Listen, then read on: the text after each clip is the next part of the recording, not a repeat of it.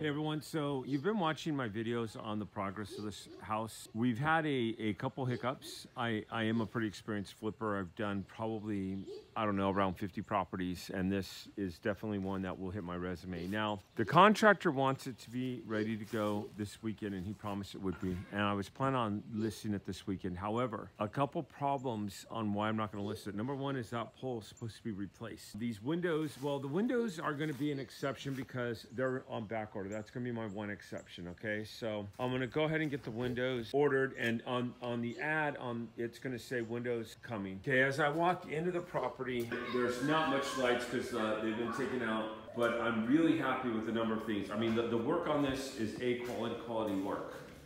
Really pleased with it. Two coolest kids in the world. Now, the kitchen cabinets have been laid down. They're good. This has been in demand in this area, so this is good. No complaints here. Here's my kitchen cabinet there. The sink just got put in. Looks really good. Cabinets are going to be painted, and yeah, so they're going to be painted. Again, if I list this and you got these white paint marks up here, it's going to be rushed. So what you want to do is you want to get them painted. You want them to look proper, and you don't want to just rush it, okay? So I'm not going to rush it. Another thing I've noticed is with inside the house, the doors, the plates, the things like that, the transition, the closet, stuff like that, they haven't been fully painted and fully done. Like this door's not painted. He was trying to get everything in by this weekend. I'm literally going to tell him, hey, take a deep breath, catch your breath. Let's finish all these little punch items this week and let's get the house ready to go. I mean, that door right there, you don't want to list it with that door, because what I try to do is when I'm attracting the house, overall, there's a saying in the properties, you always want to focus on how a female would want to come in the house. It's actually true. Any flipper will focus on that. What are the two main areas of focus? Well, you want the bathroom to look good and you want the kitchen to look good. You want it to be very inviting. So if you come in here, is this inviting right now is what I ask myself. I can see past everything that needs to be done. So for me, it is, but for someone coming in who's going to buy a first-time house, they're going to notice that these don't have plates on them. They're going to notice that the ceiling isn't quite done. They're going to notice that all the little things. And if you've seen this house for me in the beginning, it had vinyl flooring that was halfway ripped up. The cabinets were old. The guy who lived here before smoked. We had to get all the filters and everything out, and things had to be done. So we've worked on it. We've gotten these things done. We've gotten them completed. Now what we're doing is we are finishing the final phase. You even come here in the backyard. Sorry, that's my 5-year-old right there. You even come here in the backyard. Like, one of the things we did is we took out the shed that you've seen in all the videos, okay? Looks a lot better without the shed. Looks so much better, but you come up here and you've got these boards where the shed was, and you got these bricks. So someone comes back out here and they're looking at the property and they see these bricks, and the question is, should I let the two kids come in with the house or not? No, I'm kidding. Obviously, I'm really kidding. Those two kids are same with me. Right there's the burn pile, and right there on the side, there's a lot of cleanup and stuff like that that has to happen. So I'm in my final stretch right now. I'm gonna let this go for one more week before I actually list it, and I'm gonna go ahead and put it up on the market, and we're gonna put it up at $269. I'll give you the numbers once it final sells. The BPO came in extremely low, and BPOs could break deals, and I'm actually going to expose this company online. I hope that they watch it and that they kick themselves, because the BPO came in $100,000 less than what the appraised values is. Now, this house I did hard money with. My hard money, the president of the company reached out to a couple people I know, and I use Center Street. They're great. I use a gal if you ever want to use her. She's really good. She's actually taught me a lot about flipping and everything. The owner had reached out, the president owner, and had just said, hey, because of your flipping experience, because of everything you've done, I'm gonna go ahead and still fund you this deal, but everyone's telling me not to. A couple people, the president and the vice president, the chief executive officer, I had conversations with many of the higher ups in the company, and they all told me the same thing. We've talked about this. Anyone else we would have said no to, but you've done so many loans with us that we're gonna say yes to you. So that's cool and that's exciting. So there's just a lot of stuff that needs to be done here that we'll finish up, and this is it right now.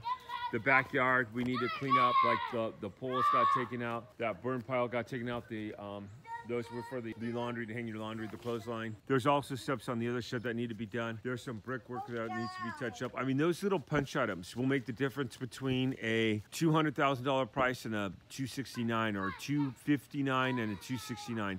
So do I have $10,000 of punch items to be done? Not at all. Probably a few $100 at this time. But just a little tiny things need to be done. So anyway, I want to thank you all for watching this video and all my videos on this. Hopefully you've been following this project. I have other projects that are being brought to me left and right. I have more projects than what I could fund right now.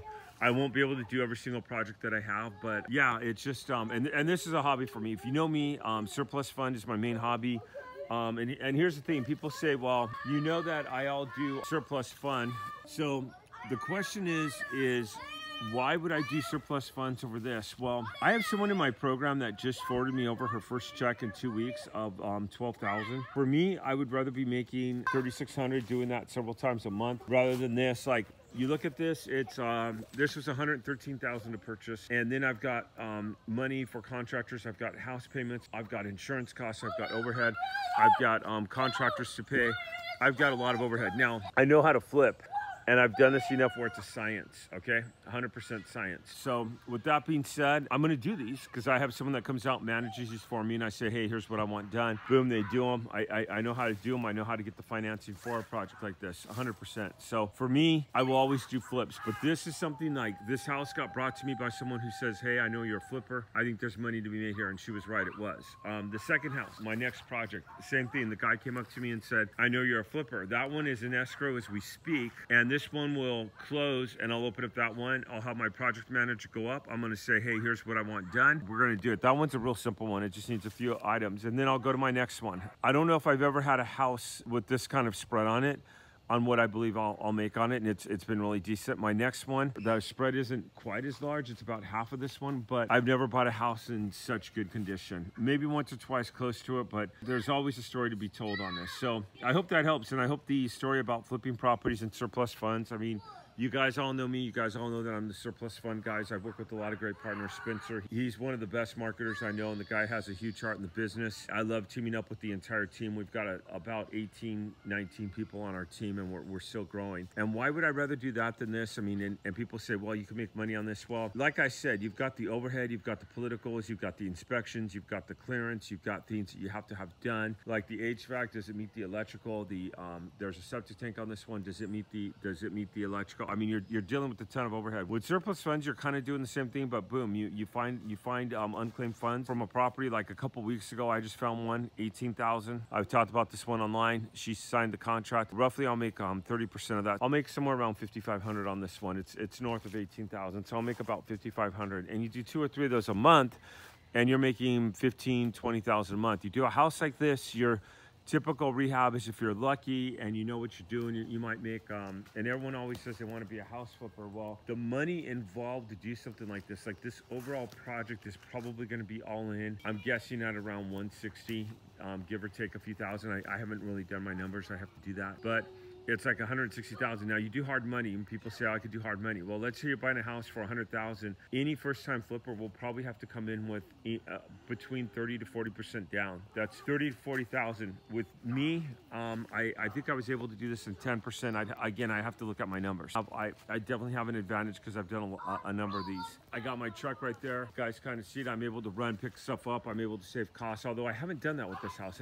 I've had it more down to the science. Yeah, this time we're going to spend this next week just cleaning the house up, getting it ready to market. Could I list it? Absolutely. My agent has been through here. It should be ready to list the next year or two, and I'll give you the final numbers on my final video on this project. Hey everyone, do me a favor, give me a like if you enjoyed this video, and I'll see you on my next video. Thanks for watching.